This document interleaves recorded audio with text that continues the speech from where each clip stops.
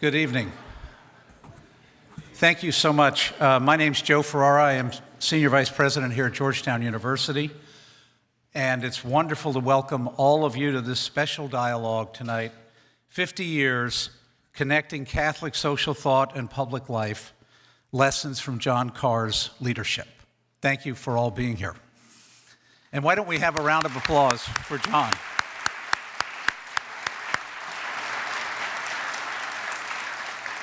I want to make a few remarks about John before we get started, but first let me extend a special welcome to some of our guests.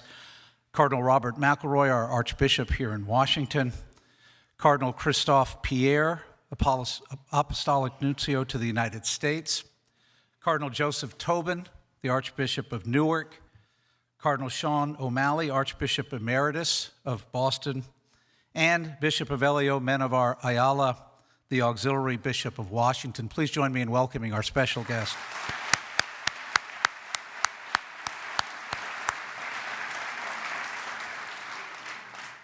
Thank you all for your presence and engagement with Georgetown. We're honored for all of you to be here tonight for this dialogue. We're gathering tonight to honor and celebrate John Carr and his more than 50 years of service at the intersection of faith and justice. I first met John now 12 or 13 years ago, 2013, when President Emeritus, our former President Jack DeGioia, invited John to come to Georgetown to launch the initiative on Catholic social thought and public life. In the years since then, John, together with Kim Daniels and our colleagues, have brought a vibrant vision for what this kind of effort could accomplish. Because of their deep commitment to this work, the initiative has become a respected center of leadership on Catholic social teaching and an extraordinary resource to the university community here at Georgetown, the nation, and the global church. Through more than 200 gatherings featuring hundreds of leaders and welcoming over 500,000 participants, the initiative has offered an important model for engagement on some of the most pressing issues of our time.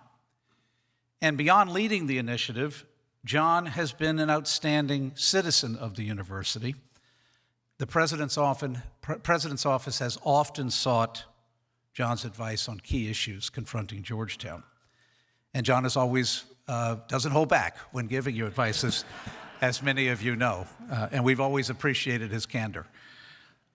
As many of you know, our President Emeritus Jack DeGioia was deeply committed to the work of the initiative, and it remains and will remain an important part of Jack's legacy here at Georgetown.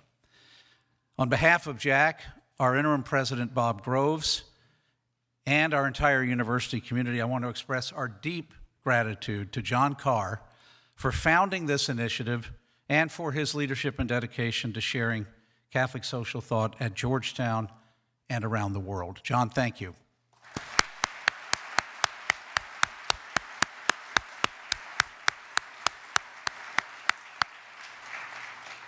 Thank you, John, and we know you'll stay connected to Georgetown. In fact, we were about to come in and we were making sure John's mic was on, and John said, "I guess this will be the last time," and I said, "Never say never." Something tells me this won't be the last time John comes up on this stage. So, John, thank you so much. And Kim Daniels, thank you for your outstanding leadership. We look forward to the ways you will continue to carry forward this essential mission of fostering dialogue, encouraging young leaders, and bringing the principles of Catholic social thought to the pressing issues of our day. Now, I would like to welcome Cardinal Pierre, our Apostolic Nuncio to the United States, to the podium to offer brief remarks and an opening prayer. We're very grateful to Cardinal Pierre for his engagement with Georgetown. He has been here often, and we're always honored to welcome him back. And I would like to thank him for his leadership as the representative of Pope Francis and now Pope Leo to the United States. So, Cardinal Pierre, let me welcome you to the stage and thank you for your leadership.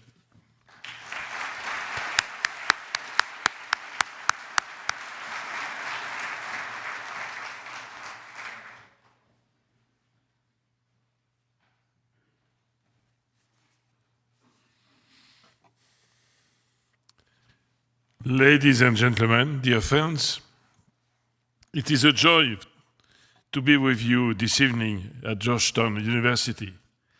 And I am grateful for the opportunity to offer a word of thanks and recognition for John Carr, whose service we celebrate tonight.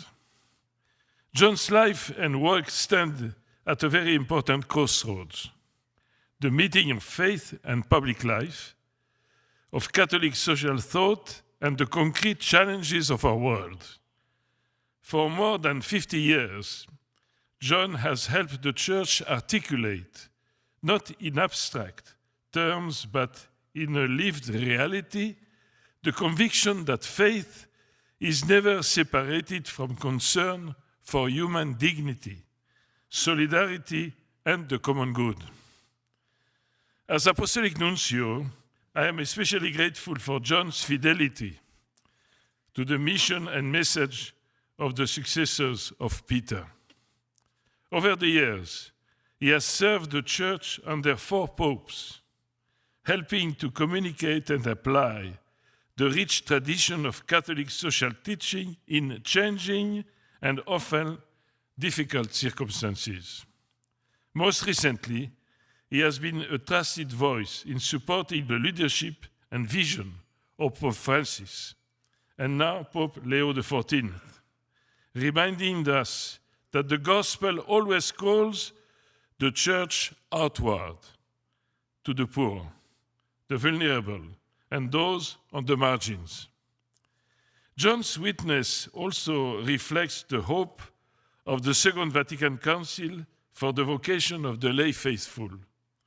He has shown how lay leadership, rooted in prayer, conscience, and competence, can help shape public life without reducing the faith to ideology or partisan slogans. His work has consistently sought dialogue rather than division, persuasion rather than pressure, and faithfulness rather than self-promotion. For this, the Church is grateful. And for this, we give thanks to God. With that spirit of gratitude, I invite you now to join me in prayer. God of wisdom and mercy, we thank you for this evening and for the life and service of John Carr. We thank you for his faithful witness to the Church's mission in public life and for his dedication to human dignity, solidarity, and the common good. As we gather to reflect together, send your Holy Spirit upon us. Teach us to listen with humility, to discern with wisdom, and to work together with courage and compassion for justice and peace. We ask this through Christ our Lord. Enjoy the evening.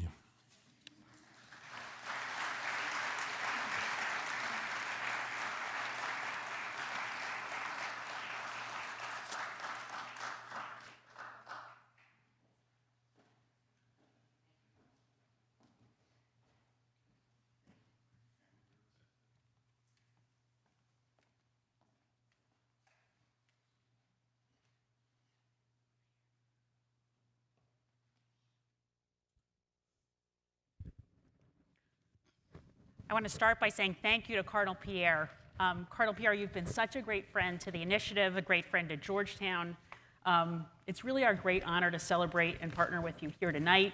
Wonderful to have you in the room with us as we've worked to raise up Pope Francis and Pope Leo's leadership here in the United States. So thank you. So a little over 12 years ago, I sat here on this stage as a participant in the first dialogue of the Initiative on Catholic Social Thought and Public Life. The initiative had begun as an idea in John Carr's head. He had been made it a reality through a partnership with President Jack DeGioia, and he was now hosting our first dialogue, the initiative's first public dialogue, on the Francis factor.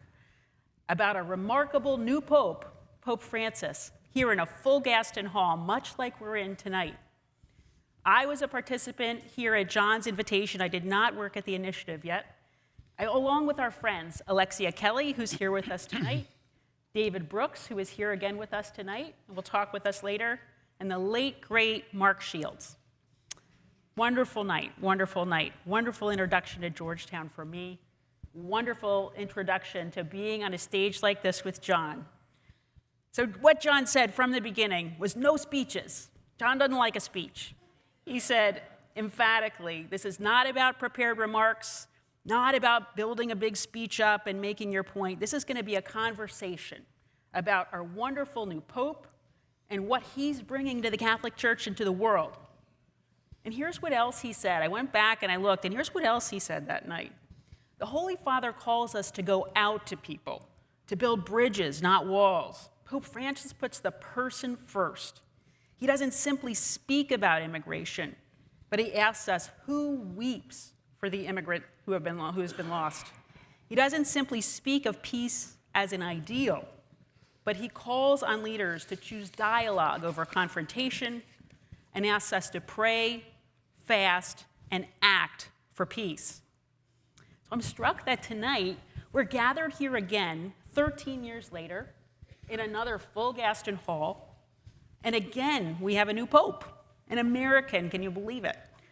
Pope Leo XIV, who also has called us to recognize the equal human dignity of everyone, to weep for immigrants who suffer, to put the poor and the vulnerable at the heart of our efforts, and to choose peace, and to work for it, and to pray for it.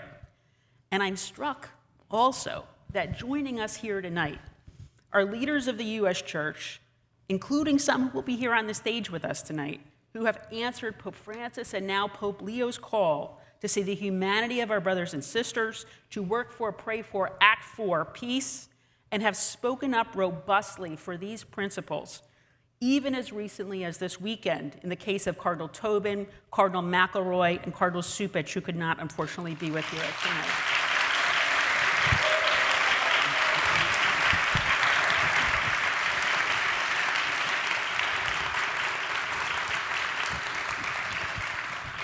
So we're grateful, so grateful for that. And to everyone, so many of you here who lift up the principles of Catholic social teaching in these troubled and dangerous times, as we pray tonight for our sisters and brothers who are afraid to go to church because of massive and indiscriminate deportations, the people of Minneapolis who are suffering in a particular way from a campaign of fear and brutality.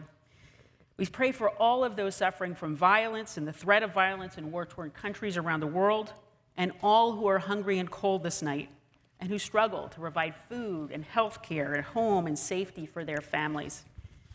And tonight we're here to honor someone who has dedicated his life to these principles, to moments such as this. We're here to honor and thank our colleague, our friend John Carr, who brought us together then 13 years ago and who brings us together here tonight, who's given 50 years of service and leadership at the intersection of Catholic social thought and public life, at the intersection of faith and justice.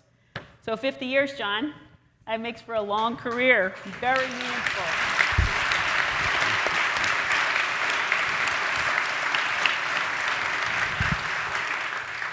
So tell us how the journey began, tell us some notable steps on the way. Well, first of all, I want to thank him and our team for putting this together. It's a little overwhelming. I want to thank Cardinal Pierre for those very gracious comments. Linda leaned over to me and said, I would like to meet that person. I think we could maybe skip this part and maybe of the four cardinals, tell us what really happened at the conclave. That would be more interesting. I'm the oldest of 7 children in a wonderful, crazy, loving Irish family. I'm a product of a mixed marriage. Both of my parents are Minnesota Catholics. My mother family came from St. Paul. They're Republican. My dad's family came from Minneapolis. They're Democrats. That's a bigger deal than you know. My dad was a daily communicant, and my mom founded a crisis pregnancy center in our hometown. In a lot of ways, I was shaped by the two Johns, President John Kennedy and Pope John the 23rd. The loss of Robert Kennedy and the life of Martin Luther King Jr. impacted me a great deal.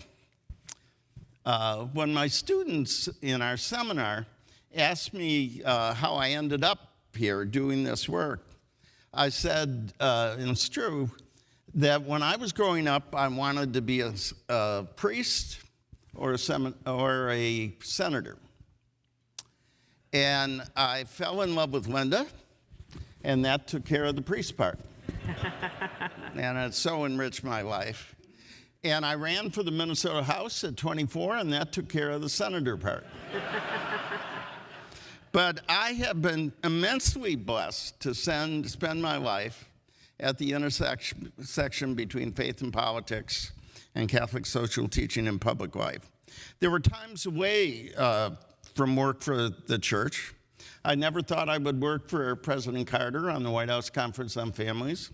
I never thought I would have the privilege of working with Coretta Scott King on racial and economic justice. I certainly never thought that I would spend a semester at the Harvard Institute of Politics. When we told our kids that we were going to Cambridge for a semester at Harvard, my son Tim said, "Are we talking the real Harvard?" But my vocation, my commitment, frankly, where I feel most at home is in the social ministry of the church. I worked in the social justice office in St. Paul, Minneapolis, came to work at the Bishops' Conference. I was asked by Cardinal Hickey in the 1980s to serve as Secretary of Social Concerns. He was the best boss, and in some ways, that was the best work I've done. And I'm honored to have spent more than 30 years serving as the Director of Justice and Peace, whatever name it's called, of the United States Catholic Bishop Conference, trying to help the bishops be good teachers and pastors and leaders. It was a great job. I saw the church at its best in this country and around the world.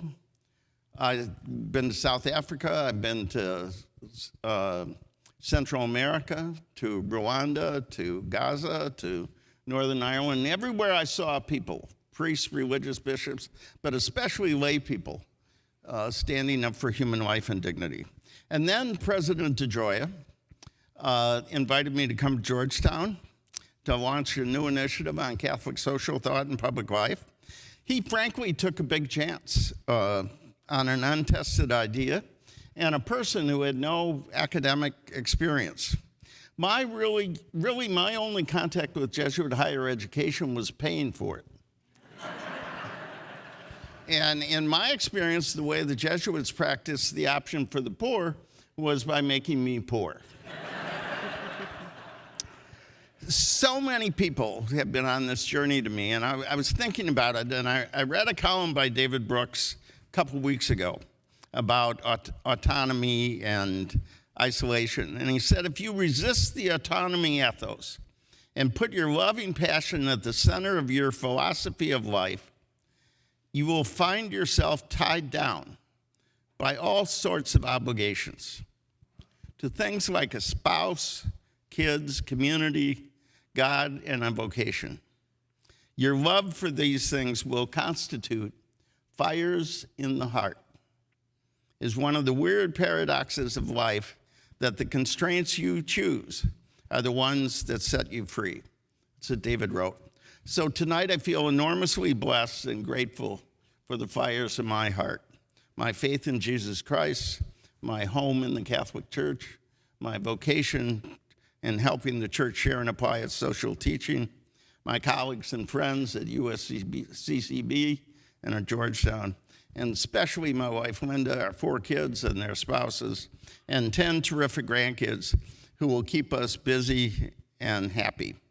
I thank God for these fires in the heart. Thank you.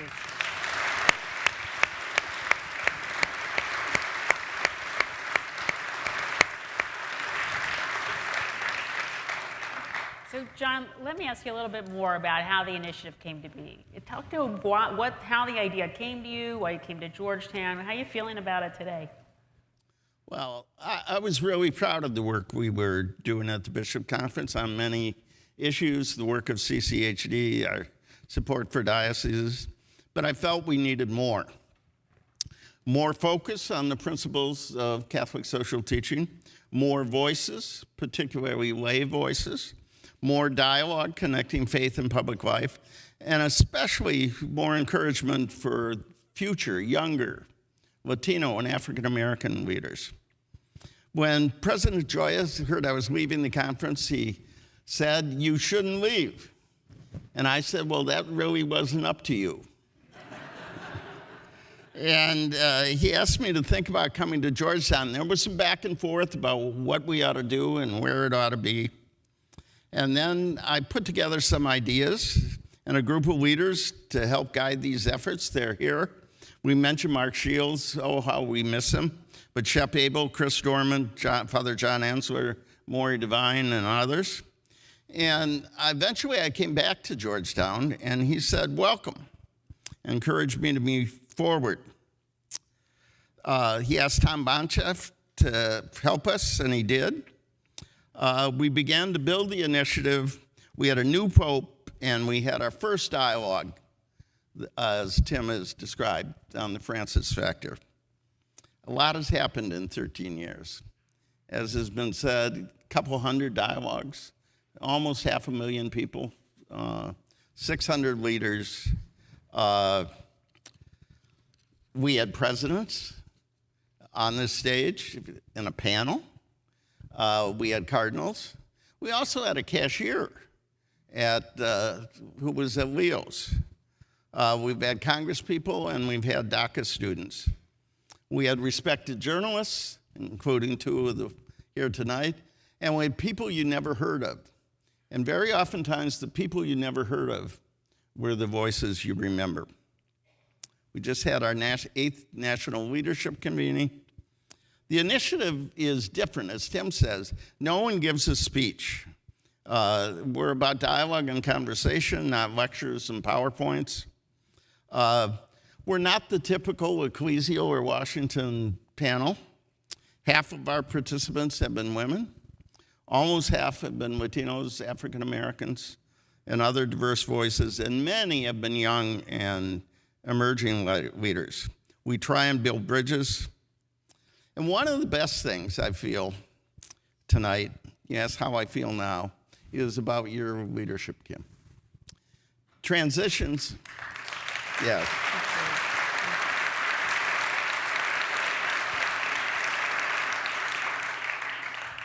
Transitions can be really hard. Old guys like me often hang on too long and are reluctant to make way for future leaders. But from the moment you joined the initiative, I knew you were the right leader to continue what we started. You're not only a leader of the initiative, but for Georgetown and for our church. You've put together a great team. Chris White has now joined us, but joins the other Kim, Christian, Anna, Michaela, Blaine, and they did tonight and so many other things. So I was surprised by the response to the initiative, encouraged by our progress, and I'm hopeful about the future, and I think this work is essential. Thank you.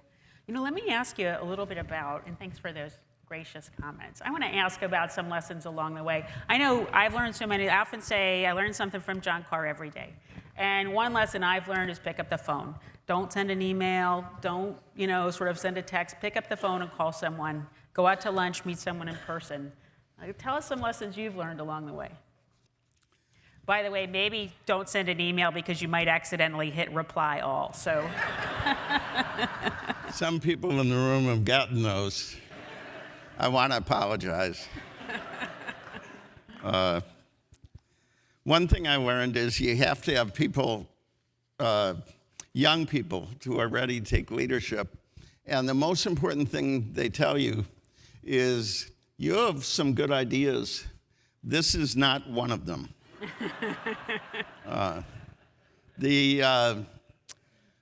We've learned that over these 13 years, hard to believe, that there's a hunger for the moral vocabulary of Catholic social teaching.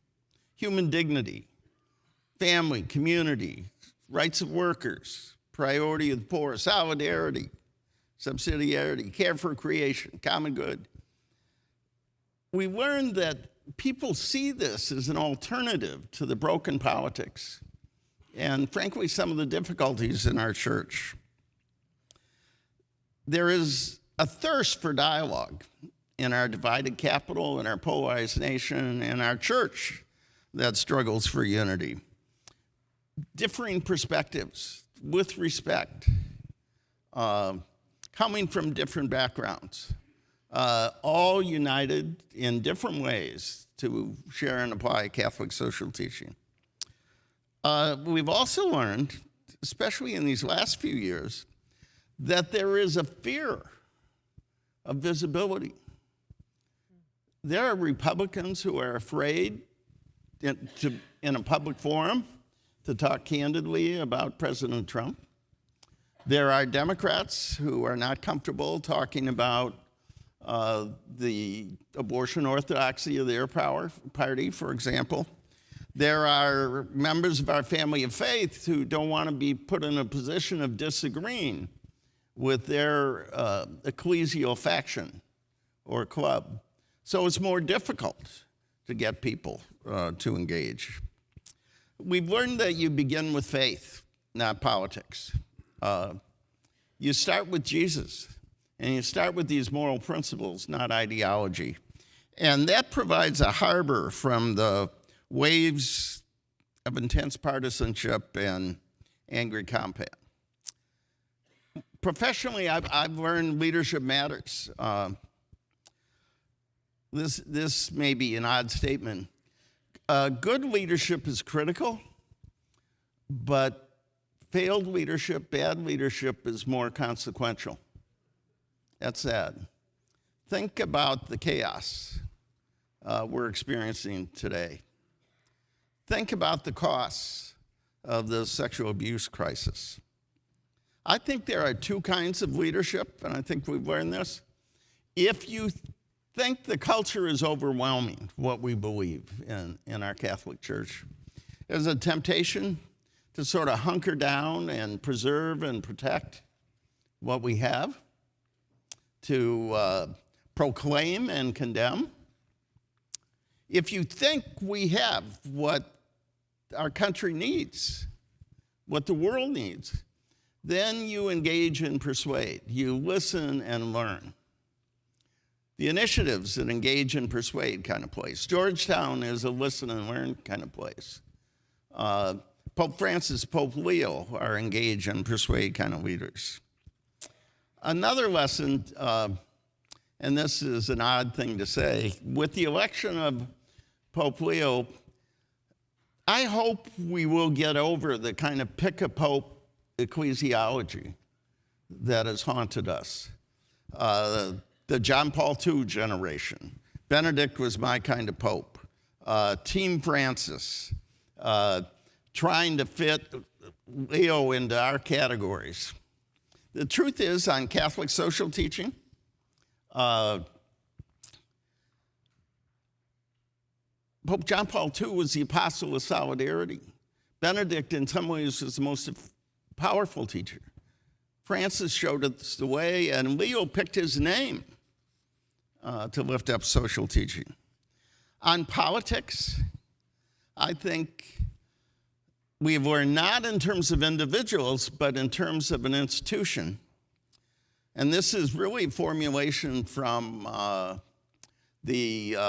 old faithful citizenship document. The church needs to be political without being partisan. It can't be an apologist for any administration. It can't be a cheerleader for any candidate. It can't be a chaplain for any party. Yes, stand aside. We need to be principled but not ideological. We should not give in on our fundamental principles of life and dignity, of protecting immigrants and the poor. But we ought to be willing to engage and negotiate and work with others who don't share all our convictions to advance the common good. And some people think that's dangerous. We need to be civil, but not soft, and not silent. One of the dangers is to trade access for independence, to cultivate favor by holding your tongue. That's not who we are. It's not who we should be.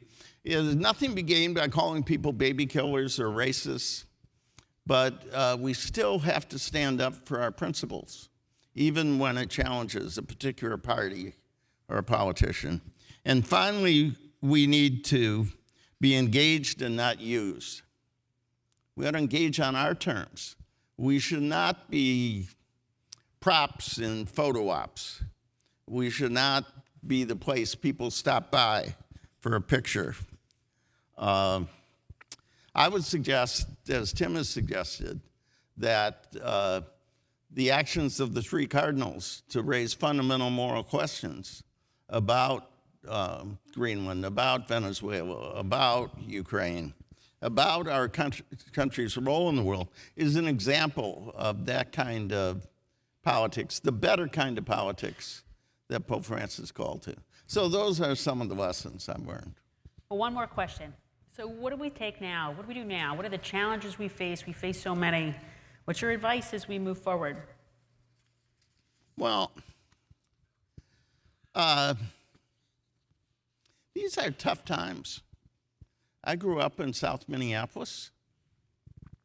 I lived a few blocks from where Renee Good was killed, less than a mile from Annunciation, Catholic Church, where school children were gunned down at Mass, a mile from where George Floyd was killed, not that far from where the Minnesota Speaker of the House was killed, assassinated.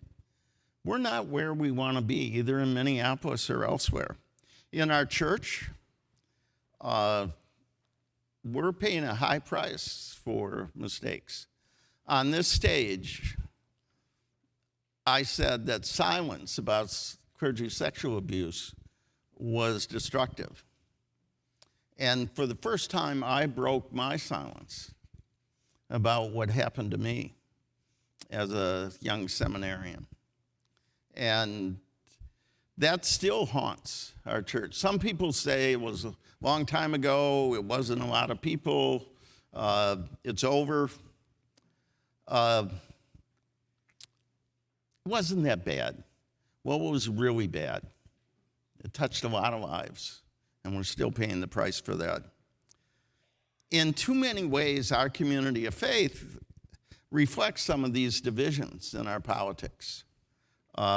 In many ways, our identity shapes our faith, and our politics shapes our faith instead of the other way around. And we lack the unity and conviction, sometimes the capacity, the confidence to share our teaching. That's why the work of the initiative is so important. That's why I'm more convinced than ever that the principles of Catholic social teaching offer a way forward. And I hope as we move forward, we can find a way to unite around a person, Jesus Christ, around the gospel, around the fundamental principle of the dignity of all God's children. As I look around the room, I see the leaders we met with today. I see the leadership of our panelists. I see the David and EJ, who with eloquence and knowledge carry in the wonderful work Catholic Charities. I see my family. I see so many of you. And I think I see a way forward to what Pope Francis called the joy of the gospel and a better kind of politics. I'm going to close with this. I've been thinking a lot about these years, and I remember I was at Ground Zero right after 9/11. We had done a priest retreat. Ray Kemp was part of that. And we were visiting the site of the attack shortly after the horrible event.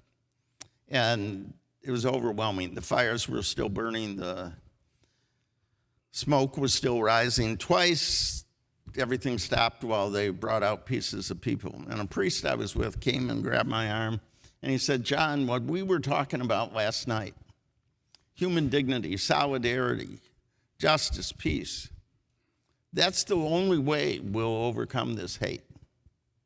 He said, the work you do is more important than ever.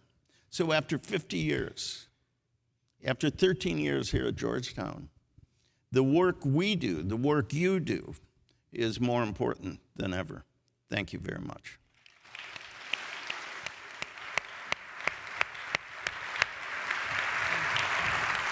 Please join me in thanking John Carr.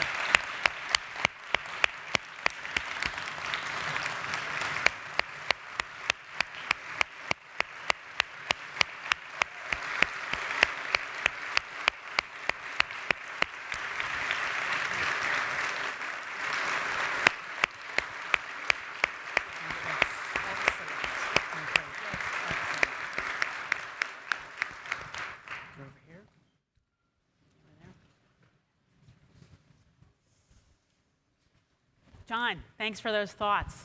Thank you for your leadership at the intersection of our Catholic faith and public life. And most of all, thank you for your friendship. What a remarkable, remarkable conversation and a remarkable 50-year career.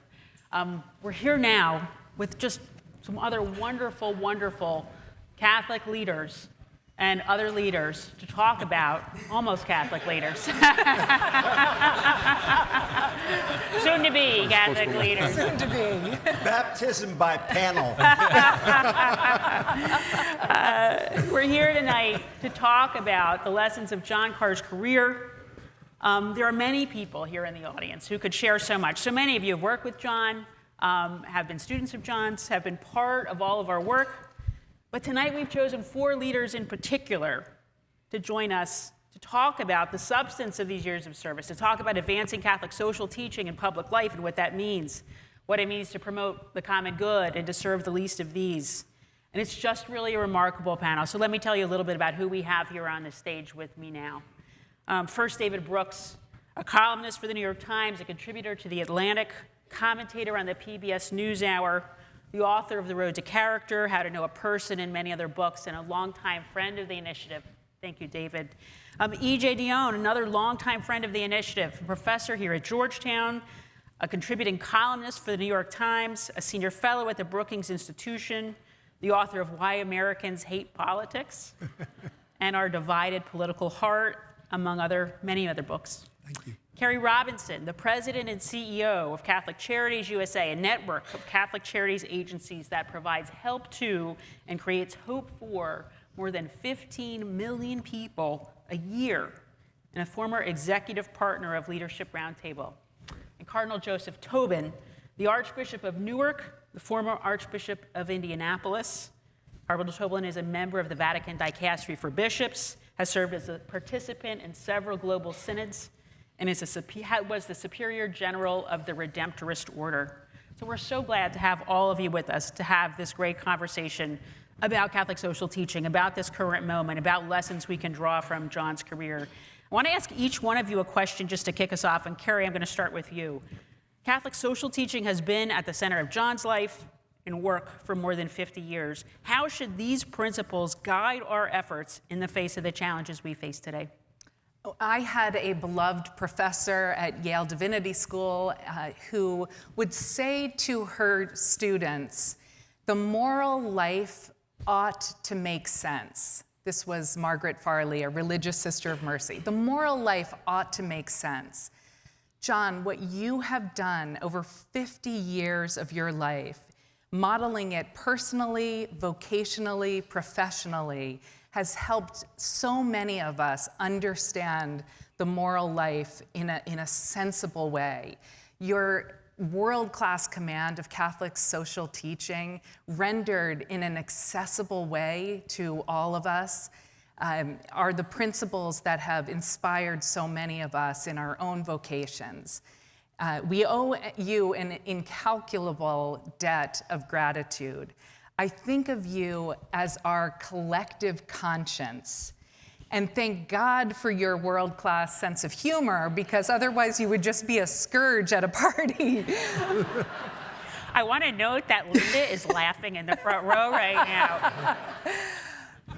But you're our collective conscience, but you're able to remind us all of the time that whatever else we are doing in our personal and professional and vocational lives, if we call ourselves Christian, if we call ourselves Catholic, we cannot abandon the poor.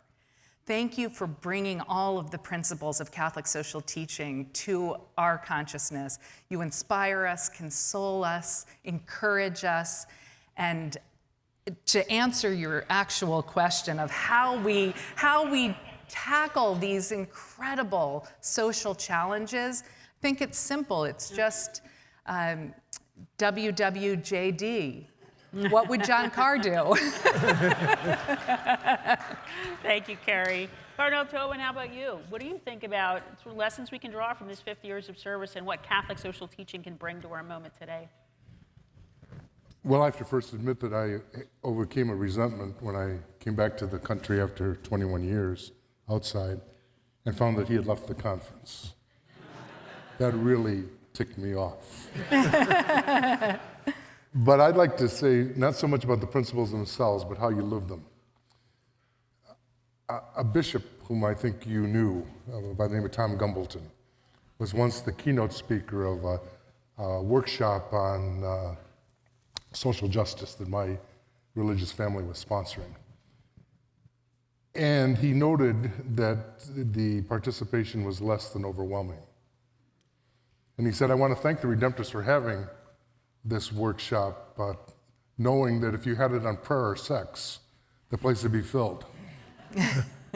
And I think that to really wrestle with the church's response to such gripping questions, and to see up close and personally the church's defects, and to keep at it, that's fabulous. I don't think you're a glutton for punishment. I think you're a man of faith. And I think in some ways, one way of living the Catholic social teaching is you have to deal with failure. You know, it's like I like to win. As a pastor of parishes, though, I told parents, you know, sports should teach your kids how to lose, too, and keep their dignity. And on some of the issues that you've had to wrestle with, you certainly must have said, I fished all night and caught nothing. But you stayed with it. And that's a great example of faithfulness. Thank you. EJ, let's turn to you. Faithfulness, commitment to Catholic social teaching. What do you take from this 50 years of service? What do you take from Catholic social teaching in this moment?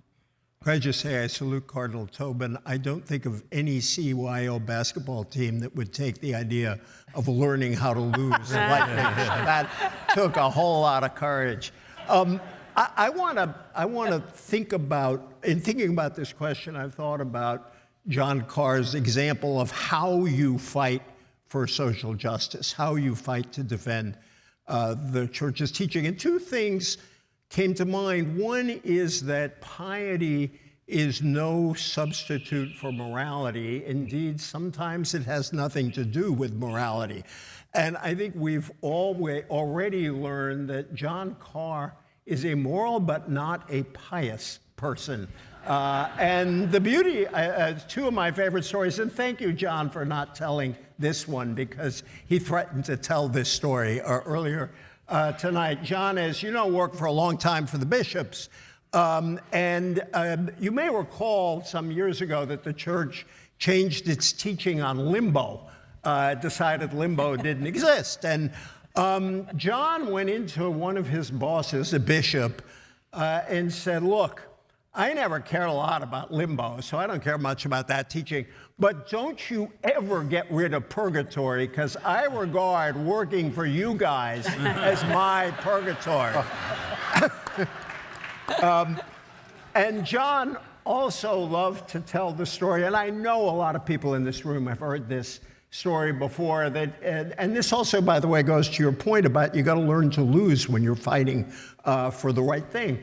John was in an elevator at a bishop's meeting, and he started talking to a woman and on the elevator, "What are you doing here?" And John said, "Oh, I'm here for a meeting of the bishops." And he said, "Oh, that's great. What do you work on?" And John said, "I work on peace and justice." And the woman looked at John and said, "You're not doing a very good job." And this is a spirit we need in our public life that we don't have now, this ability to laugh, this ability to laugh at ourselves, and an acceptance that these are hard, long fights. I always love Mike Harrington, the American socialist, the author of The Other America, who talked about visionary gradualism. Now, that sounds really weird. Visionary sounds great. Gradualism sounds kind of boring, but you got to win your fights one at a time. And John knew that you could win on some and lose on some and fight another day. And that's the second thing about how to do this that I think John taught us, which is that political realism is the friend, not to the enemy, of a politics of justice. I don't think John would be the same person if he had not run and lost that state rep race. And I salute him for doing it. And it's allowed him to encourage a lot of young people that he's come into contact with to run for office, to put themselves in the arena. But somebody who captured this, and I'm grateful, Kim, you shared this with us, because David O'Brien at Holy Cross, whom I think is watching tonight, but couldn't be here, wrote a wonderful tribute to John. I just wanted to, I'll close with this because I think it gets at the way in which John approaches politics. Dave O'Brien wrote, "Both America and Catholicism affirm the dignity and worth of all of us, created equal, and the unity, solidarity of our human family, everyone, everywhere. Living personal and public life with those commitments grounded in faith amidst lots of evidence of oppression and division may be the only way to move toward the promised land. I think that's why John loved politics, not just in government, but everywhere, including the church and the university. And maybe that's why John became friends with people who understand politics as he did, as the call to govern ourselves together and to do that public work as we are, diverse and not always virtuous." Those of us who are not always virtuous are very grateful to you, John. Well, I love that. I love that you ended there, EJ, because I think one of the things I've taken away from this work is the idea, maybe the most countercultural idea of Catholic social teaching, which is that politics is a good thing. Politics meaning caring about contributing to how we govern each other. And we can't leave that away. We can't retreat from that. And recapturing that is so important and part of what we do here at the initiative. David, let's talk to you. What do you think about, and I'm sorry for baptizing you earlier. I apologize for jumping the gun.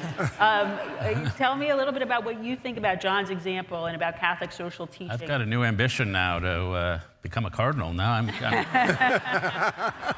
I grew up in a New York City neighborhood where we're all Jews and Catholics. We had no Protestants allowed.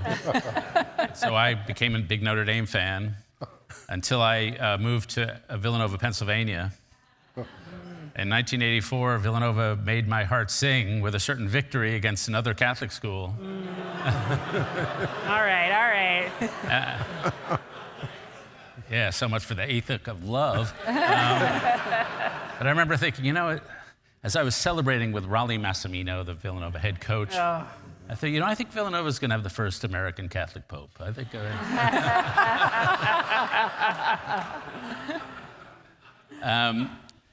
I'm here to present the dark side of John Carr. Finally. Stockbroker. Now, I was thinking about what Catholic social teaching, there are certain traditional things it offers anybody.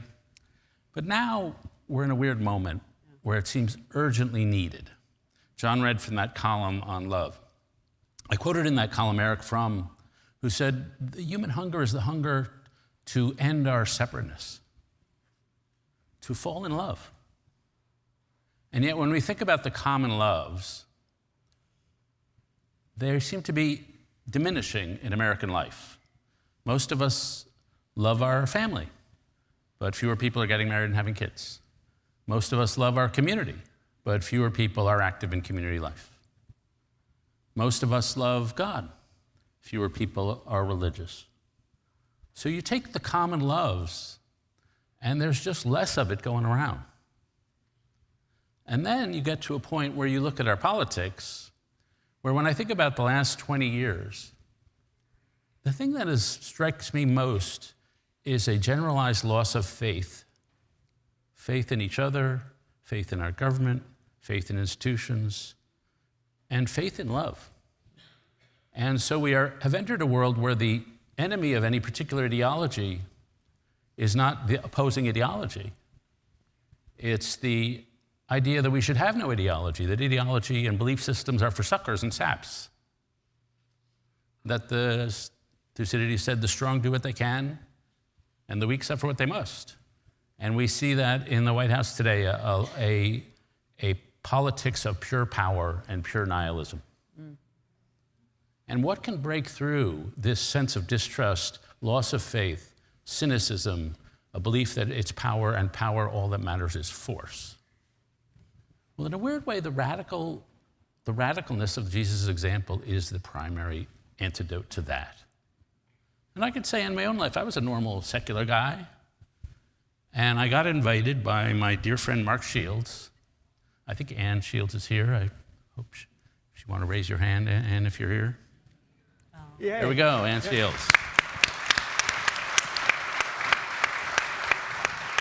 And he said, would you like to go do an event? I think it was on a Sunday at lunch. I'm like, oh, do I really want to spend Sunday meetings doing some panel discussion? I mean, Wednesdays are fine. And I get to go to, I think, the Wardman Park Hotel with John Carr and Mark Shields and a room full of people from Catholic Charities and a guy named Father Ray East, who may be here. Monsignor, I demoted him. And I have never been in the presence of such joy. And the Christians are the worst argument for Christianity, but also the best. And that was the best. And the radicalness of seeing a life, Carrie, I'm going to slightly disagree. As Dorothy Day said, you should live a life that doesn't make sense unless God exists. And what I saw in that room, going back year upon year, is a life that doesn't make sense, and it was so beautiful to me. And I began teaching Dorothy Day to my students at Yale of all different varieties, and she just lived a life that doesn't make sense. And it is that power of moral elevation and the radicalness of Jesus' presence as exemplified by the people we see living around us. I can tell you it had a life-altering effect on me. And it has the power to reverse the forces of nihilism. Thank you. I love that, David, and I love bringing that.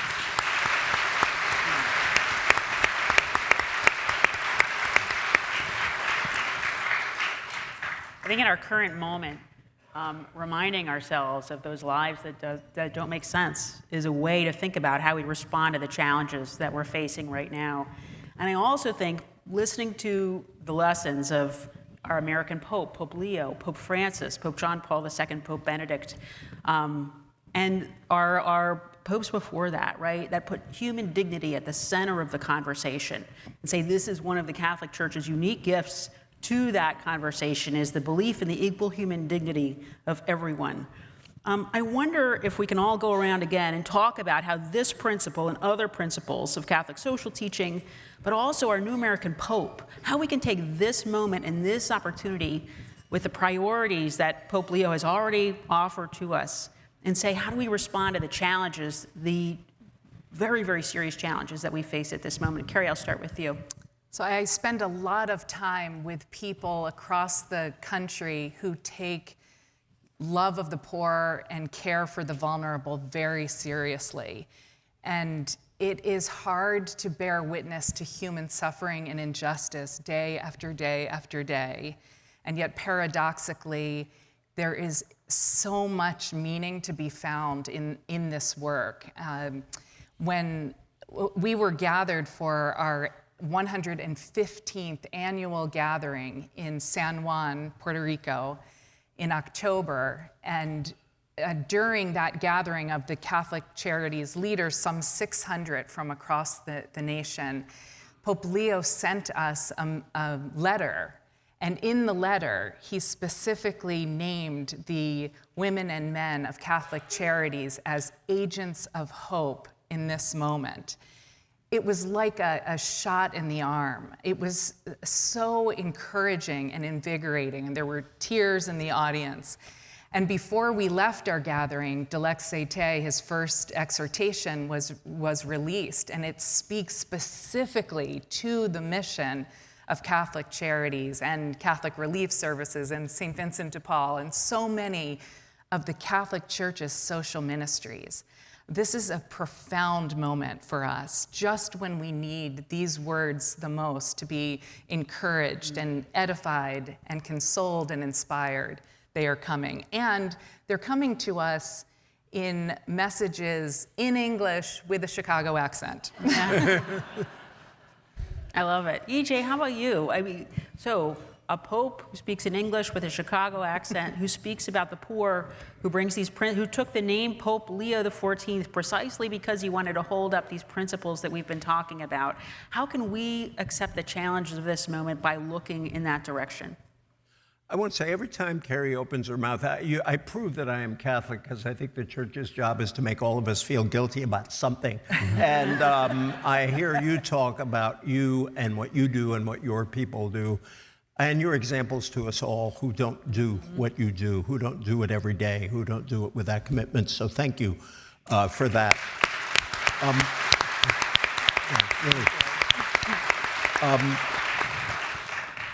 You know, it was, you knew that Pope Francis was going to be special. My late mother-in-law was with us, and she had been a lay Franciscan.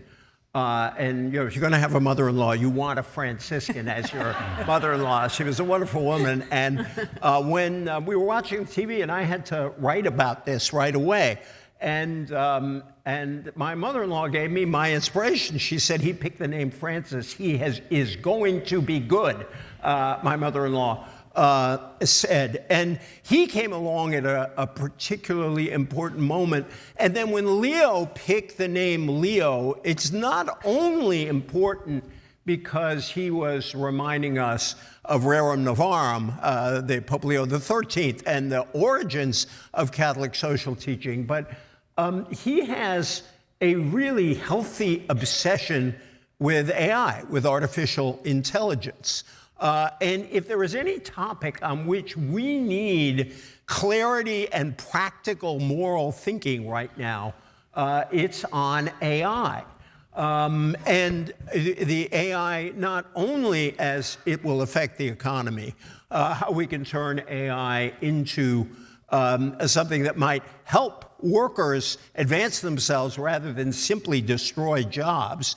AI, as it creates these bots who pretend to be human and prey on the social disconnection that my friend David has written about so eloquently, it can be a great gift and it can be a great problem. And he has made that a centerpiece of his papacy, and we can be very grateful to that. And I'm sure that we are going to have here, that you, Kim, are going to organize some events around this because of his leadership. One other John Carr thing I want to say, by the way. You may not know this, but we have John Carr to thank for Pope Francis, because some of you may have walked through and realized that probably 17 of your first 18 events were about Pope Francis. But I mean, Francis was really important to this initiative. We have Pope Francis because John has a special link to the Holy Spirit. He knew he was setting this up. He prayed, the Holy Spirit listened. And there we got Francis, and now we've got Leo. The other thing about his being an American is to hear his voice now during this crisis around immigrants and immigration. And I think that He gives heart to everyone in the United States, Catholic or otherwise, but particularly inside the church, who want to bear witness to the rights of immigrants. He influences the church itself, but he also gives heart to those immigrants themselves. And it could not be more important to have that Chicago accented American voice speaking to Americans, not just Catholics, but all Americans, about what we owe to our friends and neighbors from all over the world. Thank you, EJ. I think that, just this weekend, talking about bearing witness to what we owe our neighbors around the world, you, Cardinal Tobin, Cardinal Cupich, who unfortunately couldn't be with us tonight, and Cardinal McElroy released a prophetic statement calling for a commitment to the rule of law, for a moral compass to guide our foreign policy. Bearing witness. What do you think about how Pope Leo can help us lean into the challenges of the current moment, what we're called to do in this time? Well, I think that, one of the essential principles or fundamental principles of Catholic social teaching is the common good. And the common good is something that involves everybody. And it's a relational, its expression at times, or the structures that come out of it are negotiated, between people. But it's that fundamental dignity that each person has, which is also, as David pointed out, a relational. It's not simply identity politics or, sort of, and period. It's a community where diverse voices can be not only heard, but can be encouraged to work together for the good of all. And this might explain why I was really pleased to hear but surprised to hear his explanation for why he chose Leo. Because I don't think I'm breaking anything. If we say in the conclave, once the fellow who's elected is asked two questions. Do you accept? He responded. What name have you chosen? He said, Leo. I said, Leo. And then I thought, well, maybe Leo the Great, one of the fathers of the church, a great writer, sacramental theologian, also one who dealt with Attila the Hun and other. Thought maybe that was the reason. But he said Leo the 13th. And I thought, wow, that's a pope that had influence on my family. I grew up in Detroit, the Motor City.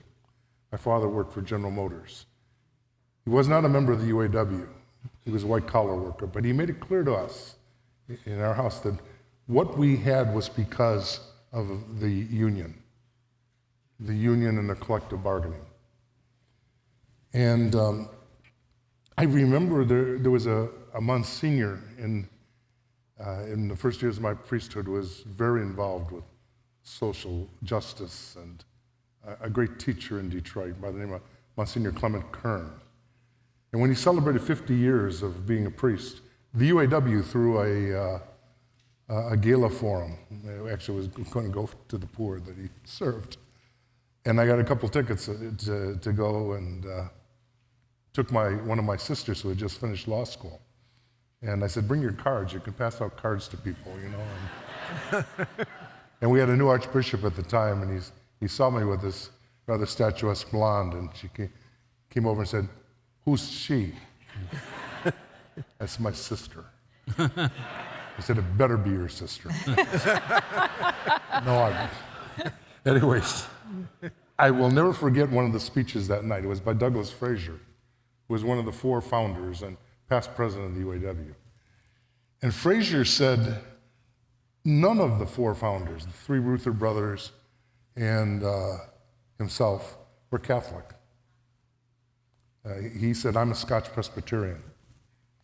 But we founded the union on the principles of the Catholic Church. Because Monsignor Kern invited us into the rectory late at night after a day of organizing and taught us Rerum Novarum. And he said he looked out at the crowd and he said, I bet I know more about Rerum Novarum than you Catholics do. So I think that the common good is speaking in a way and in principles that are founded on the fundamental dignity of people that I think is being stripped away, and what I would describe before is taking away people's faces, making them something else than they really are. Calling them names, or reducing them to statistics. I think that that's a message with AI and the emerging threats to human dignity, to which the church must and can and successfully speak. Thank you. David, I'm going to ask you, we're going to go to questions. I could ask questions all night, but we're going to go to questions from the audience after this. But I want to ask you the same question. What do you think about our new American Pope and how his focus on the principles of Catholic social teaching can help us in our divided church, in our divided nation, in this current moment? Yeah, I really like what John said about the pick a pope thing. Yeah. Because as a non-Catholic, I don't have to do that. I have genuinely revered every pope of my lifetime. I mean, John Paul II and the liberation of the captive peoples that he was so heroic about. Benedict, I admired his scholarship. Francis, the whole world, if you remember, especially those first months, the whole world rallies around any human being who tries to live like Jesus. And I'm so proud, when I was so moved when Leo first appeared in Rome, and there was an American on the world stage who you could be proud of.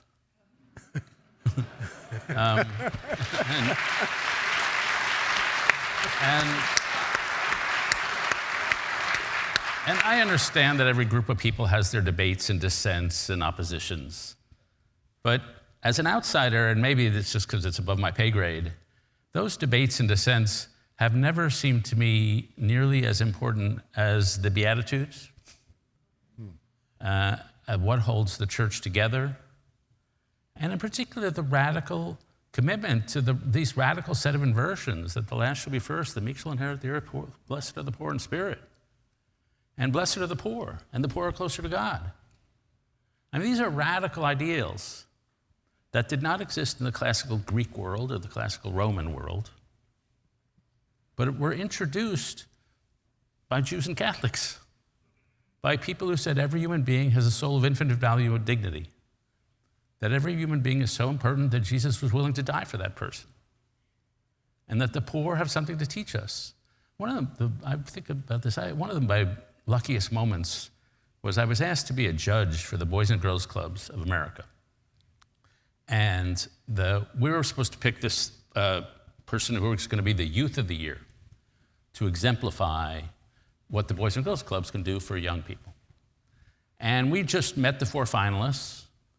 Remember, there was one woman who had been through a brutally poor childhood. And she had suffered the worst that one can suffer of abuse and violence and all the worst things that can happen. And when she told us her story, she was weeping. And we didn't think, we were debated later, can we really give her this prize? Because the person who wins Youth of the Year goes around the country for the next year telling their story. And we were afraid of re-traumatizing her. But then we decided, it's her choice. If she wants to do this, we're not going to stand in her way for that reason. But then we started asking her about her future. And suddenly she just sat upright. And this smile swept across her face, which was like a whole body smile. And she looked out, and there were like bonfires in her eyes. And she just started talking about her future. And she didn't know what it was going to be, but she knew it was going to be really important. And she knew she was going to get the hell out of here. And it was that gleam in her eye that I don't know if you get to see that, I get to see that sometimes. That gleam of somebody who is going places.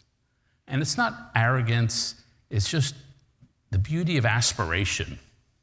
And I'm always reminded of a story, somebody told me the story. It was about a little girl in a nursery school drawing. And the teacher says, "What are you drawing?" And the little girl says, "Well, I'm drawing God." And the teacher says, well, nobody knows what God looks like. And the little girl says, well, they will in a minute.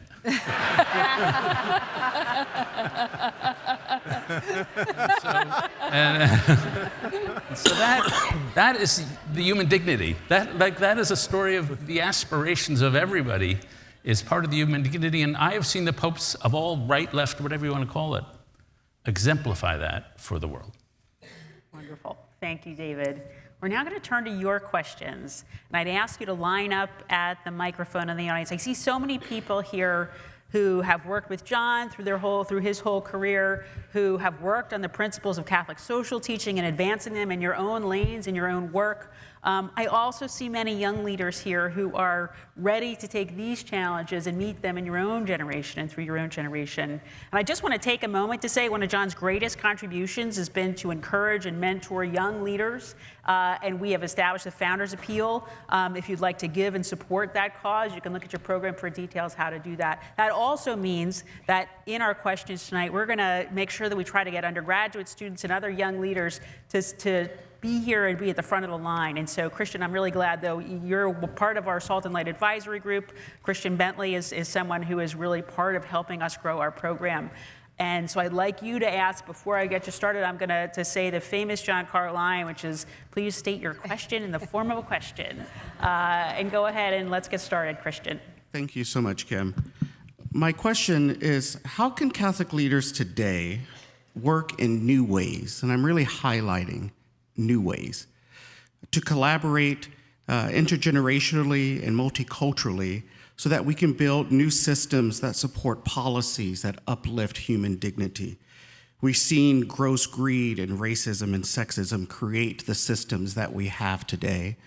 But I ask that question highlighting the deep emotional pain that human beings are in today. We're seeing executions and kidnappings, not for the first time in our history in the United States, but now being repeated upon a new people. And so how can we create a new way of doing things? Cardinal Tobin, can I give that question to you? Just think a little bit about what is the new way. Again, I think about Pope Leo XIII talking about the new things, and what are new ways we can respond to the challenges we face today? Well, I think one that was clear in an event you took part in, the synod, the two sessions of the Synod on Synodality, was the digital continent. And I really, I hesitantly say this because I have seen what I thought was a great idea when it was first proposed. A market of ideas, a place of dialogue, a big public square, has devolved into sort of an instrument that really, I think, enhances division and polarization, but it still is a means of media that reaches people across the world. And I don't think we can ignore it. And I think in one way of using, I think, media is to restore people's faces, to encourage an exchange that lets people see people as they really are, and not simply an echo chamber where everybody looks like me. Thank you. Thanks so much for that. I think what we're going to do now is I'm going to ask both of you to identify yourself, ask your question, one and then the other, and then we'll go around and ask each one of you to respond to that question and maybe offer any other final thoughts as we end it, and then we're going to complete our program with some remarks and prayer from Cardinal McElroy. So please identify yourselves to ask your question, and then you as well. Hi, my name is Lily, and I'm a current student here at Georgetown in the MS in Foreign Service program. And as a student studying foreign affairs, I just want to personally thank Cardinal Cupich, Cardinal McElroy, and Cardinal Tobin for their wonderful and hopeful joint statement.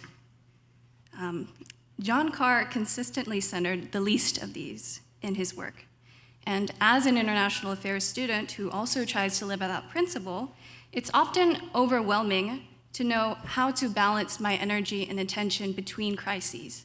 It feels like I'm fighting a multi-front war sometimes.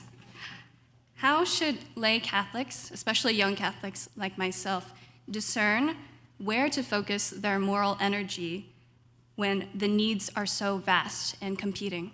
Thank you. Thank you. Come on up. Vero? Good evening, everyone. My name is Vero. I am an alumni from Georgetown University. I am Colombian and I'm a Catholic. And, you know, David, you said earlier that we are losing hope, and we are losing hope in love and in the Catholic Church and many other things. And, you know, as an immigrant, as a woman, as a person of color, you know, coming from a background that many of you are probably very unaware in Colombia, a lot of, you know, necessity and poverty. What does the Catholic Church needs to do to bring more people like me to these conversations? Because we see you and we hear you, and we are like, we want to be there like with you, but at the same time, it feels like the system is not designed for people like us. So what does the Catholic Church needs to do to actually empower us to be part of that conversation and to be part of that seat where you are right now? Thank you so much. Great question. So each, I'm going to start with you. We have a question about discernment, right? How do you understand how to spend your moral energies? And secondly, a question about how do we bring more people into the conversation? Our structures are sometimes set up so it feels like many can't get involved. And then any piece of advice as we wrap it up here. Just a quick response from everybody. Just choose one. Anything you'd like to talk about in response.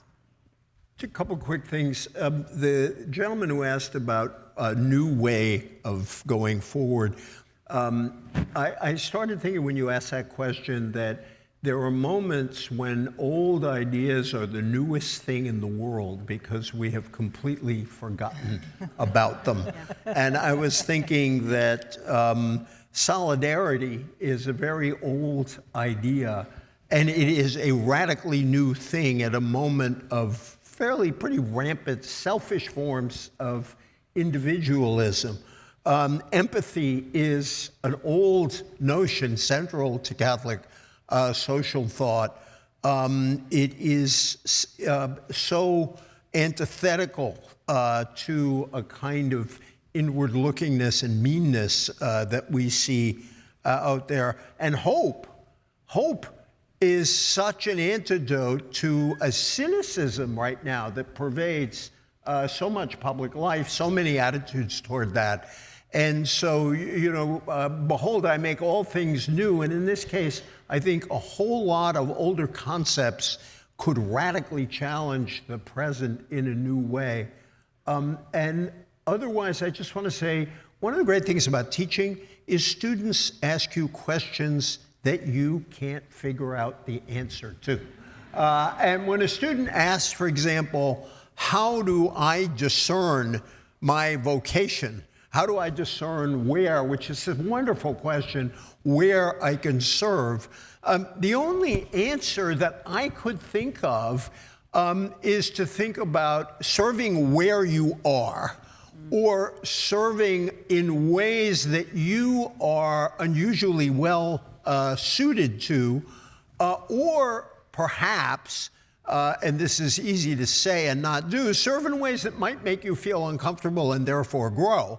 The last, I feel very uneasy about giving that advice to anyone else because I ask myself, would you do that? And you should be willing to do that too if you're going to give that advice. But thank you for those questions. Carrie. The observation about not knowing where to focus your energy, your time, your moral sensitivities, I am tempted to believe with the daily onslaughts to human dignity and decency that it's a strategy. And the worst thing we could do is to be rendered in a kind of paralysis and do nothing. So my advice is continue to do what you do exceedingly well. If you are an artist, create. If you are a social worker, care for poor and vulnerable people. If you are a pastor, preach about Catholic social teaching and this moment in time. If you are a chair of public health, as my husband is, continue to advocate for vaccines and health access as a human right. I want to end on a note of hope, which is an invitation to everybody to get much more involved in the exceedingly life-giving, rewarding work of Catholic Charities. In partnership with Lilly Endowment, we have created a mobile museum that will travel the country for 2.5 years. It is called People of Hope, to answer this moment in time. And within the mobile museum, we have a curated list of deeply human, personal, compelling stories told in the voices of Catholic Charities, workers and volunteers about their encounter with just one person in need and how profound that experience, that relationship, that mutual love, the effect that it has had on the person. Also, there will be lots of data about poverty state by state, but it's designed to invite everyone, every person of goodwill, to be part of living out the gospel and living Catholic social teaching. And I can't wait for John Carr to walk through this mobile museum because it has your fingerprints all over it, John. It's wonderful. Cardinal Tobin, what do you say to folks here in the audience who are asking, how do we include more people at the table? How do we decide how to act in response to what we've heard tonight? What can we do? Well, I think that, and I also heard in the question, how do you sustain a commitment? When, there was, I think at one time in organizational theory, an opinion that one of the debilitating things in an organization was to retain information for yourself, to justify your own position rather than share it. Now with the beauty of email, the opposite is true. You can justify your position by bombarding people with stuff, and ultimately they don't know what's important. So I think a link that I see in Pope Francis and Pope Leo was the value of listening. And not simply as a communicative technique, but as really a principle of that allowed them to sustain their commitment and to change. Some people, I think, I've heard, and including the religious group that's associated with this university, say that that Francis was given bad example because he didn't ever seem to take a day off, and he didn't, go out to Castel Gandolfo and ride a horse. But he wasn't a workaholic. He got up every day at around 4, and for 2 hours he sat by himself in chapel, listening. Then at 6 he'd celebrate the Eucharist and get on with things. And I think without silence in our lives, and without silence that hopefully can be fertile and lead us to the source of our existence and our destiny, without that, life becomes like trying to read a newspaper that's pinned to the edge of my nose. I can make out a couple of letters, but even the effort to read it is painful. You have to push it back or step back from it a little bit. The other, I think, listening that will change you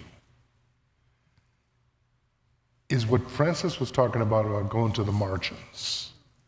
It wasn't simply going to underserved populations to do some philanthropic work, but that listening to the poor and all strata of human poverty will change you, or you will walk away like the rich man in the parable, and it's sad. So for me, I think, and I should preface, and some of you know me pretty well, that you can always tell a preacher's sins by what he preaches about. And so I think the listening in those two different levels are really important. Thank you so much. David, help close us out here. How do you respond to this question? Samuel Johnson wrote 15 essays on envy, which was his chief sin. You could he had an envy problem. Just on the discernment question, there's a famous saying, which is certainly very famous in Protestant circles, I don't know if it is in Catholic circles, by a guy named Frederick Buechner, who was a novelist and a pastor, that you find your calling where your deep gladness meets the world's deep need. And I think the only thing I'd emphasize is this is not a rational decision. That Viktor Frankl was a psychiatrist who was put in a Nazi concentration camp and wrote a very great book, which I hope everyone here has read, called Man's Search for Meaning. And he said, one thing I learned in the camps, the death camps, was that asking the question, what do I want from life, is the wrong question. Like, I didn't want to be in this concentration camp. The right question is, what is life asking of me? And so he figured, he's in a concentration camp, he's a psychiatrist, and he said, I realized I should study suffering. Suffering was a problem I did not want to turn my back upon. And so the way people, in my experience, find their calling, their vocation, is by getting out where the problems are. You're not going to find it in the office at McKinsey. And so you go out where the problems are. And I said this to a student at Swanee University in Tennessee, and she called me a couple weeks later, and she said, oh, David, I want you to know I've quit my job. I'm walking around DC looking for my problem. And I was like, don't take me that literally. But there is a paradox in when people do find it, those of you who really have found a calling, is listen to your indignation. Like, you go out there, this is wrong. Like, that indignation is a force within you. But then it should be weirdly combined with a feeling of joy. And this is the commitment problem. And I've had to learn this the hard way in my own life, is you think, oh, I'm going to do something good. But it doesn't bring you joy, you're not going to keep doing it. If you're feeding the poor and it doesn't bring you joy, you can quit. It's just not your calling. And so it's that emotional combination of indignation and joy, which makes no sense intellectually. But I think the people whose lives are so mystical have that. And you know, I'll end with Dorothy Day. Well, I'll tell one of my favorite Dorothy Day stories. There are a lot. I taught her book, The Long Loneliness, to my students at Yale. And there were 14 books in the class in that term. This was before AI. And the final assignment was take any of the 14 books we've read and apply it to a problem in your own life. And of my students, of whom maybe there was one Catholic and maybe 4 Christians, 19 out of the 24 chose Dorothy Day's Long Loneliness. They were just transfixed by her. And her life made no sense. And one of my favorite Dorothy Day stories came at the end of her life when she was asked, she was asked by Robert Coles, who maybe you knew. I never met him. She was asked, have you ever thought of writing a later in life memoir? And she said, yeah, I thought about it. I sat down one day and I wrote on a legal pad, A Life Remembered by Dorothy Day. And she said, I sat there and I sat there and I thought of the Lord and his visit to us those many centuries ago. And I was just grateful to have had him on my mind all this time. She said, I don't need to write anything, that's it. And so indignation, joy, yields tranquility. Love it. I love that. And I love that because it's a great way to talk about the original happy warrior, John Carr.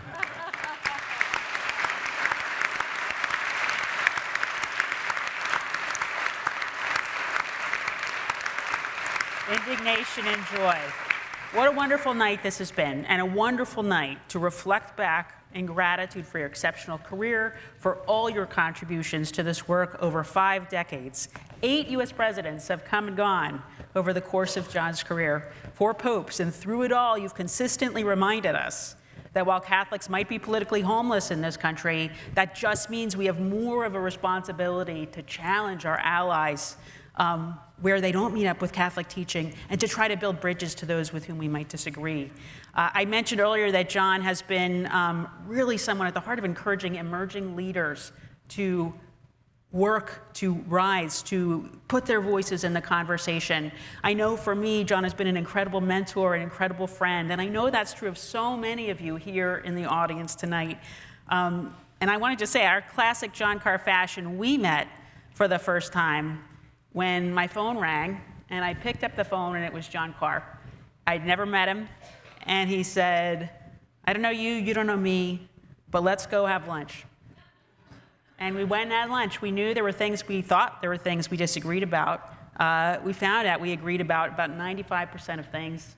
And of course, I have tried to convince him about that other 5% for the last 13 years.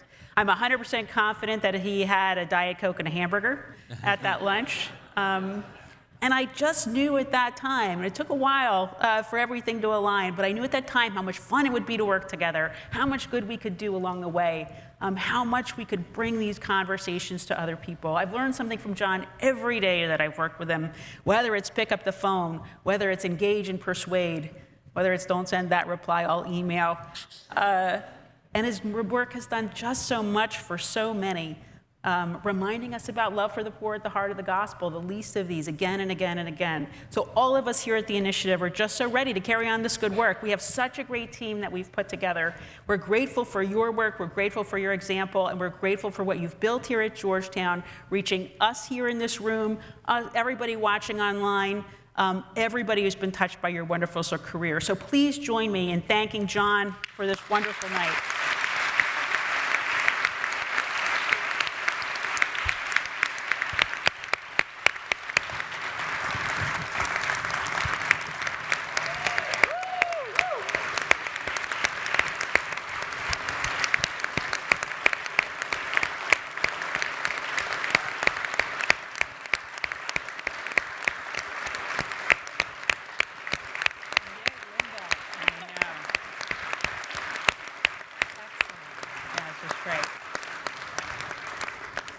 And now let me offer some other thanks, and I just want you to bear with me for a minute and hold your applause to the end. And for their moving reflections, of course, I want to thank David Brooks, Cardinal Tobin, Kerry Robinson, and E.J. Dion. Please also join me in thanking our remarkable team here at the Initiative. And even though it might embarrass her, I want to take a moment to thank the Initiative's most consistent supporter, encourager, cheerleader, and that's Linda Carr.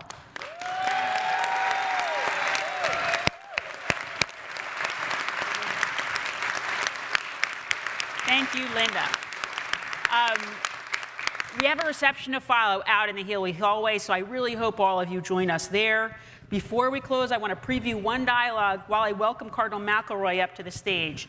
On March 19th, we're going to have a dialogue including Cardinal McElroy, Kathy Caveney from Boston College, Vince Rougeau from Holy Cross, and Rob Visser from the University of St. Thomas, who is here with us tonight, talking about faith, democracy, and the common good, lessons from John Courtney Murray.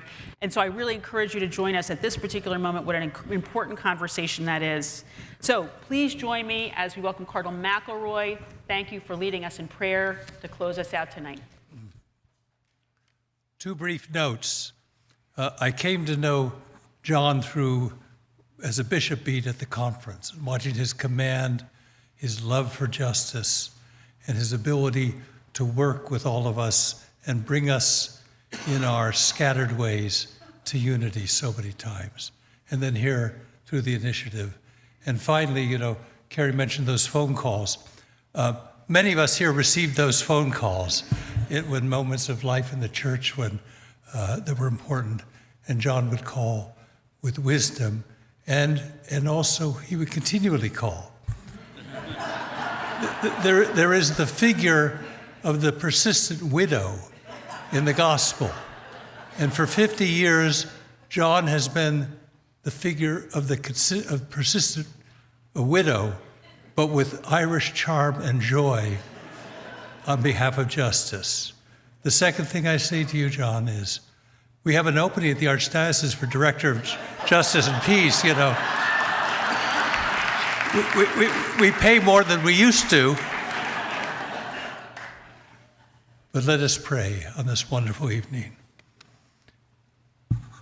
Lord our God, we give thanks for the graces that you have poured out upon your church and our country through John's ministry of witness, hope, and compassion. When they were hungry, he found a way to feed the children of our country by encircling them in protection.